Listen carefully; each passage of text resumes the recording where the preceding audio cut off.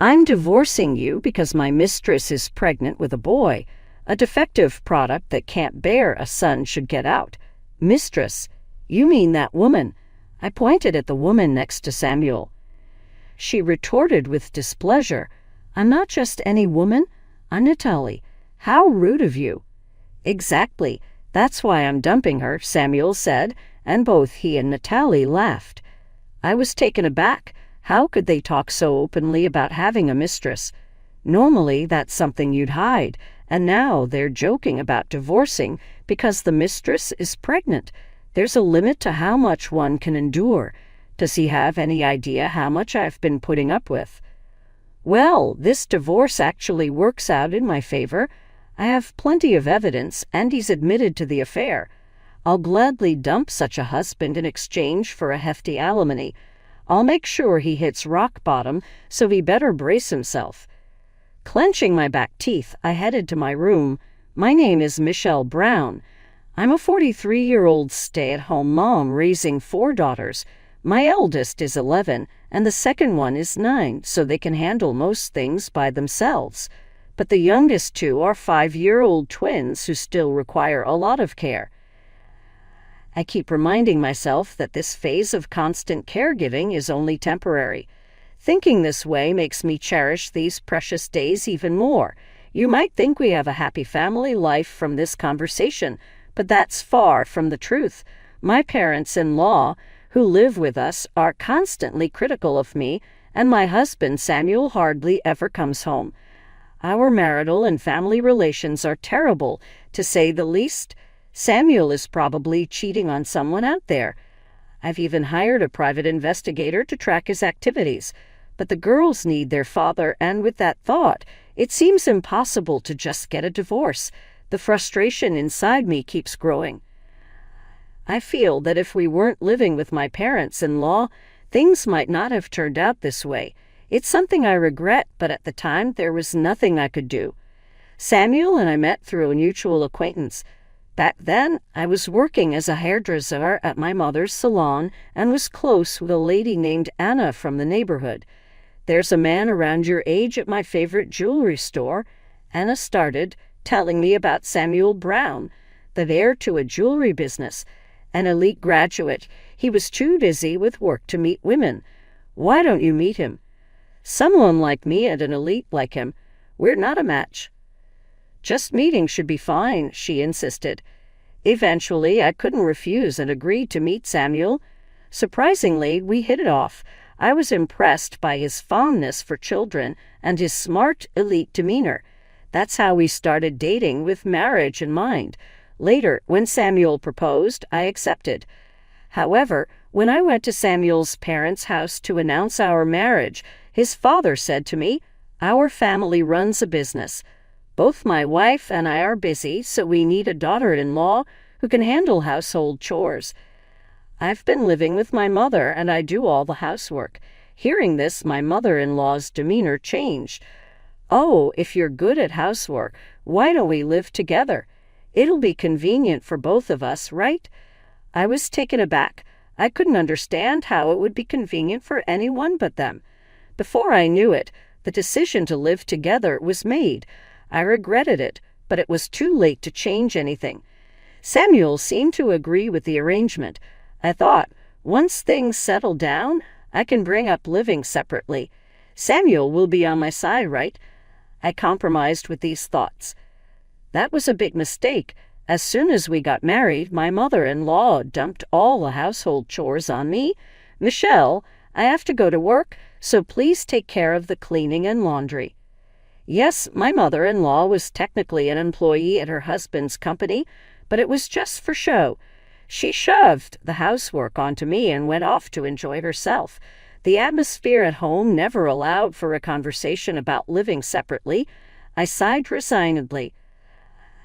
I could tolerate being burdened with household chores, especially since Samuel's income was good and I became a stay-at-home mom after our marriage. So I diligently took care of the housework, though I grumbled about it. However, one day my father-in-law made a request. "We're in a bind because one of the part-timers can't make it. Can you help out at the jewelry store?" His company, which dealt in jewelry sales, had both wholesale operations and retail stores. Basically, he was telling me to work as a salesperson at one of these stores. I was displeased, but living with him made it hard to refuse without worsening the atmosphere at home. Reluctantly, I agreed to help out. This turned out to be my second big mistake. Once my father-in-law saw I was willing to help, he repeatedly asked me to assist with the company's work. I had missed my chance to refuse and ended up doing whatever he asked. Honestly, I had even considered divorce. Then I discovered I was pregnant. When I shared the news with my parents-in-law, they were overjoyed, throwing their hands up in the air. Fantastic, fantastic, Michelle. From now on, your health comes first. You don't have to do any housework or work, okay? Ah, yes, right. I need to inform the relatives, my father-in-law said, frantically contacting relatives. Watching this with a smile, Samuel spoke to me. Sorry about this. Dad and Mom are just excited. No, it's fine. I'm happy they're happy. Good. Just focus on delivering a healthy baby. Samuel's words were the most encouraging. From that day, my life changed drastically. The household chores, which had been thrust upon me, were now taken over by my mother-in-law. I was treated like a princess with everything done for me. My father-in-law didn't ask for help with work anymore. Looks like I can have a peaceful childbirth now. Relieved, I gave birth to a healthy baby girl a few months later.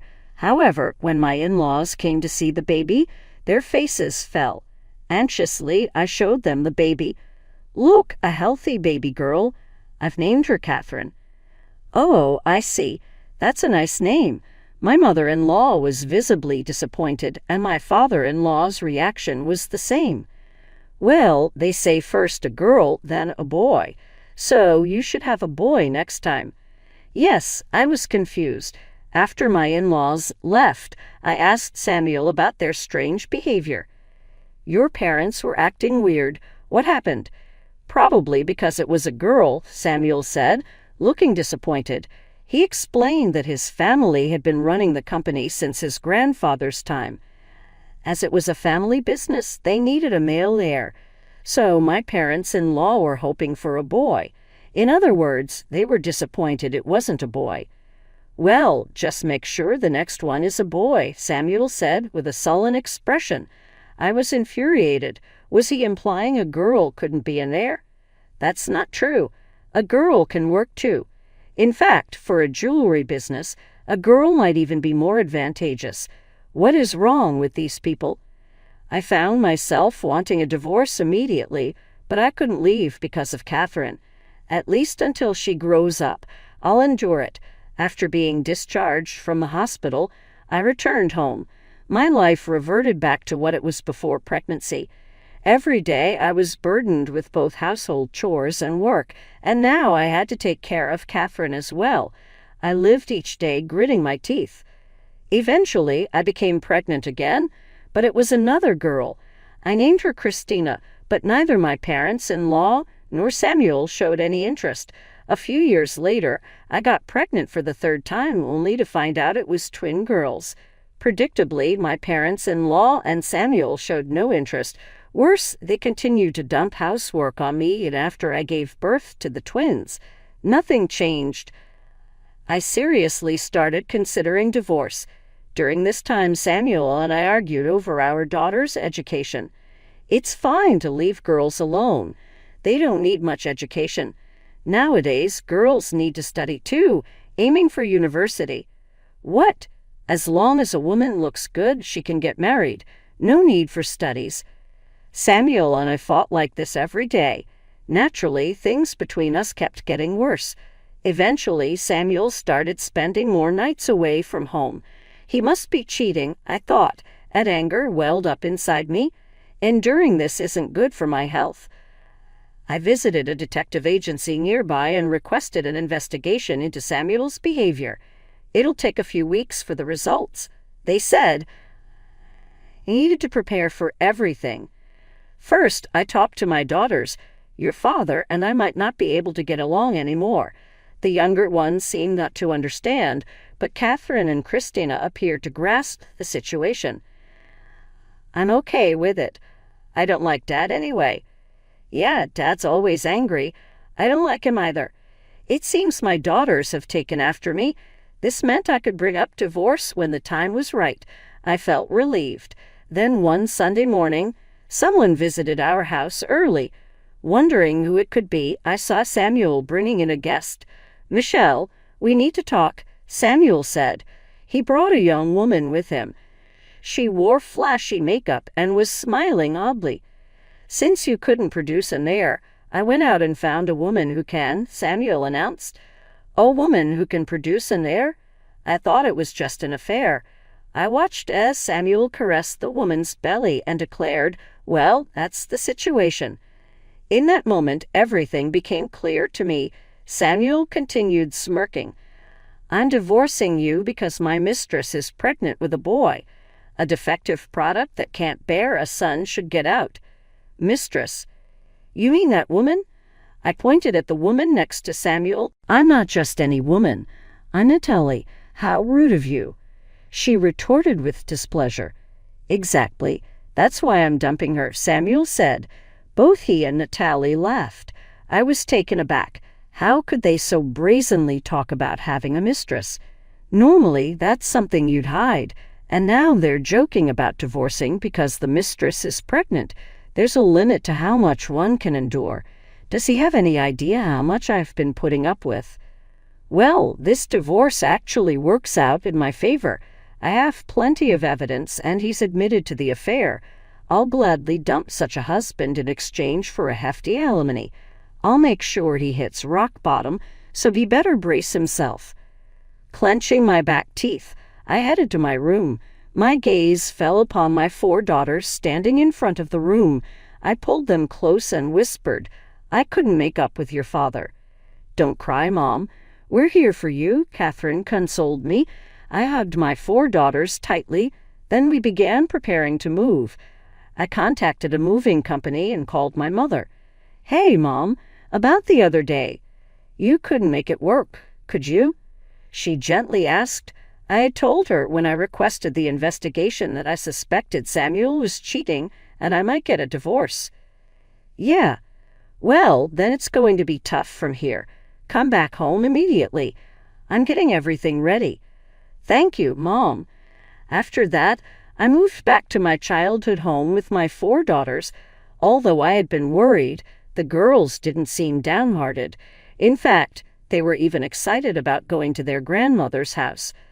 However, that wasn't the end of it. There were still matters of child support and alimony to be resolved.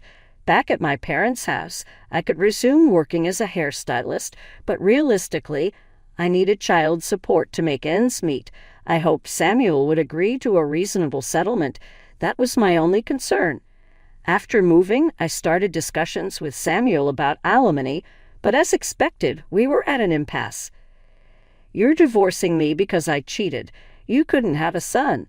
That's why. I did nothing wrong, Samuel said defiantly. Does he not see his affair as wrong? His childish attitude was exasperating. Months went by without any resolution, and Samuel barely answered my calls anymore. Do I have to go to his company? I wondered. Just then, my phone rang unexpectedly. It was Samuel. Michelle, can you talk right now? After all this time avoiding me, now you want to talk? How convenient for you. How convenient for you? I snapped back, irritated. Samuel fell silent, realizing I might lose this chance. I continued, hoping he wouldn't hang up. So, what did you want to talk about? Well, would you consider remarrying me? I thought I had misheard him, so I asked again. Did you just say remarry? You're joking, right? I'm not joking. Things are just terrible now. Samuel seemed really down. Despite the hassle, I asked why. He then began his story. A few days before the phone call, Samuel's parents had called him at work, saying Natalie was about to give birth. Thinking a long-awaited son was about to be born, Samuel rushed to the hospital. When he arrived, Natalie had already given birth. However, Samuel's parents were in a state of shock outside the delivery room. Samuel asked the doctor about Natalie and was told the birth was successful. Confused, he went to see the baby. Upon reaching the newborn nursery, a nurse pointed out his child. At that moment, Samuel said he turned pale. The baby was clearly not his. What? But if the baby was just born, it's hard to tell such things, I began, but Samuel interrupted loudly. The baby had pale skin and blonde hair. It seemed the child clearly had completely different features than mine. Figures, I found myself replying. Samuel snapped back, irritated. What do you mean, figures? Before you brought up divorce, I had an investigation done on you. An investigation?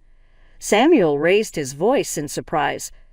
Yes, I also had your affair partner, Natalie, checked out too. She had other close male acquaintances, including some of European background, I said mockingly. Could one of them be the real father? I thought she was only with me. You believe that? That's laughable. Why would a young woman be satisfied with an older man? I laughed loudly. Infuriated, Samuel yelled, Shut up! Don't laugh. Ignoring him, I laughed heartily and then broached the subject of child support and alimony. Regarding the child support and alimony, Shut up! I said, I want to remarry, and I refuse, he shouted even louder. If you don't want to remarry, then you raise this baby. That's the condition for paying alimony and child support. What an absurd thing for him to say. I was dumbfounded and couldn't even respond. He took the opportunity to hang up, cutting off the call.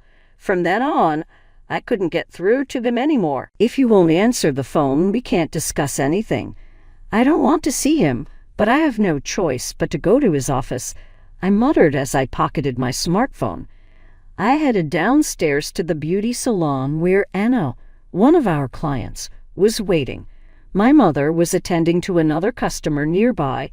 I approached Anna with a business smile. Sorry to keep you waiting. It's okay. More importantly, I'm sorry for any trouble caused by that matter, Anna said, carefully avoiding mentioning Samuel's name. No, it's fine. Just having some issues with the alimony. Are you really okay? Anna looked at me with concern. I masked my feelings with a forced laugh. He doesn't think he's done anything wrong, so it seems he has no intention of apologizing. That's tough. It would cause him an uproar online, but I don't plan to blow things up that much, I answered with a laugh. Then I noticed my mother's customer eavesdropping. If bad rumors spread, maybe that's for the best, I thought. Pretending to be oblivious, I started working. Eventually, my mother's other customer left. After a while, Anna spoke up.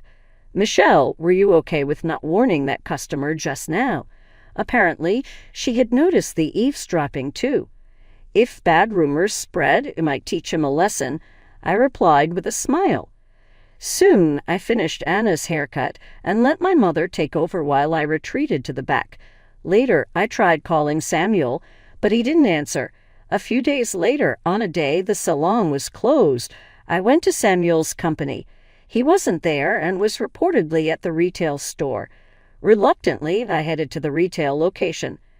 As soon as I entered the store, I heard a familiar voice. Oh, what brings you here? I looked up to see my mother-in-law standing at the counter. It's been a while. Coming all the way here. What an indecent woman you are, she retorted, though her strong words belied a somewhat haggard appearance. It seemed the revelation about Natalie's child not being Samuel's had affected her greatly. I smirked and addressed her. Can't help it, can I? Since he keeps running away. What did you say? I asked, my voice firm. I just want to be compensated. How do you plan to take responsibility? My words caused a stir among the customers in the store. Realizing the situation, my mother-in-law started to panic. Stop this right here, please. But money can settle this, right? That's better for everyone, isn't it? I said, deliberately provoking her. The atmosphere grew tense as the onlookers began to murmur. Unable to bear it, My mother-in-law pulled my hand and led me to the back of the store. There Samuel was working. She called out to him, "Samuel, you have a visitor." Samuel looked up, and the moment our eyes met, he looked flustered. "Michelle, I had to come myself since you were ignoring me so much." "No, I wasn't ignoring. Samuel stammered, clearly flustered. I couldn't help but laugh. "So, about the child support and alimony, what's your plan?" "Well, you can afford it, right? Future company president," I teased. Samuel seemed to give up, slumping in defeat. "All right, I get it. I'll pay." This marked the beginning of our discussion about child support and alimony. The calculations were already completed. All that was left was for Samuel to sign an agreement. He had been avoiding this because he was still fixated on remarrying me. My presence here was to utterly dismiss any notion of us getting back together. I watched, almost amused, as Samuel signed the papers. As I left, I was approached by someone. Turning, I saw Natalie standing there, her clothes tattered, a far cry from how she looked that day. "It's been a while. What happened to you?" "You look a mess," I said almost teasingly. Natalie bristled at my words. "It's your fault because you wouldn't take the baby." Natalie had been kicked out by Samuel because I refused to take care of her child. Now she was blaming me for her plight, not understanding she brought this upon herself. I didn't want to be the one receiving her complaints, so I diverted her attention. "Don't blame me. Why don't you just ask Samuel for alimony?" "But Samuel is angry because he found out that my child isn't his," Natalie said, looking downcast. I smirked. "I'm sure he'll listen to you now." He was in a good mood considering he listened to me. Of course, this was a lie, but if Natalie went into the store, it would surely cause a scene. Following our earlier exchange, this would lead to more trouble, and Samuel's company's reputation would plummet. That's why I was thinking. "Really? Then I'll go," Natalie decided and walked into the store. I watched her go and then walked away. I didn't check what happened, but that night, the local news reported a woman causing a scene at the store.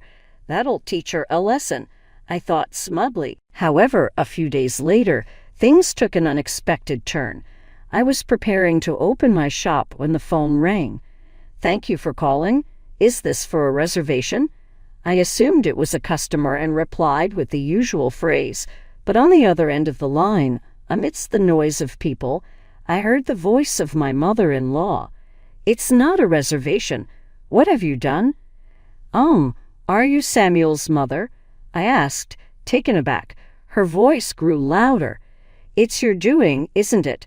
Right now, people are swarming the store." "What are you saying? The store is popular." "No, they're all here to cancel their orders." Suddenly, the call ended amid a burst of loud voices.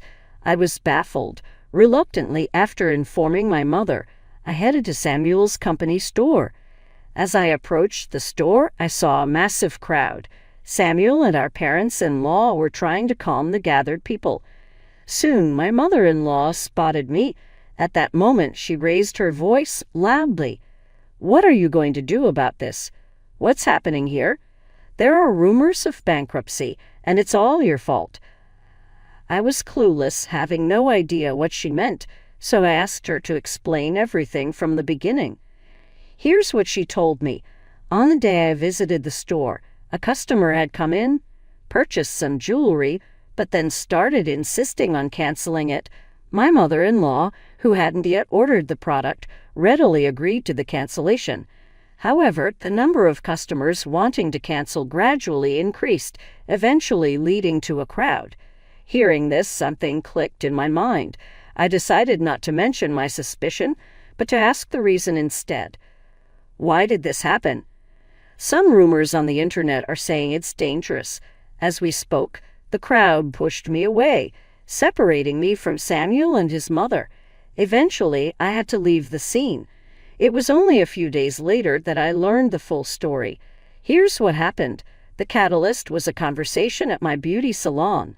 On that day, a client overheard my conversation with Anna. That person anonymously posted online. There's a dispute over alimony involving the son of a jewelry company president. They probably thought it was safe to post anonymously. Initially, that alone wasn't a problem. However, a few days later, I had a public argument with my mother-in-law at the store. Someone who saw this wrote a similar post online. There's a commotion at a certain jewelry store, something about alimony. The final straw was Natalie's incident making the news. After that, it was easy to identify the company and store. As expected, they were identified, and rumors started circulating that the store was in trouble. The rumors led to the company being on the brink of bankruptcy, with customers rushing to cancel their orders. It was like the old-fashioned bank runs. Anyway, the company that faced a slew of cancellations did go bankrupt. Samuel and our parents-in-law ended up with debts. They lost their assets and now are living a life of part-time jobs. This situation made me worry about whether I would receive child support and alimony. I sometimes thought I should have taken the child support and alimony in a lump sum, but I can live quietly with my 4 daughters. I think that alone is sufficient for happiness. It goes without saying that my daughters are more important than money.